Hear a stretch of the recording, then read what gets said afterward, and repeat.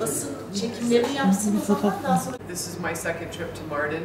Bazı illerde yerel yöneticilerle ilk defa tanışıyor olacağım ama Mardin'e ikinci gelişim. It's very important for us to have good relationships with our local government counterparts. Ve tabii yerel hükümet yetkilileriyle iyi ilişkiler içerisinde olmamız çok önemli bizim için. And I'm looking forward to hearing more about what's happening here in Mêrdîn. O nedenle Mardin'de olup bitenler hakkında daha fazla bilgiler duymayı ümit ediyorum.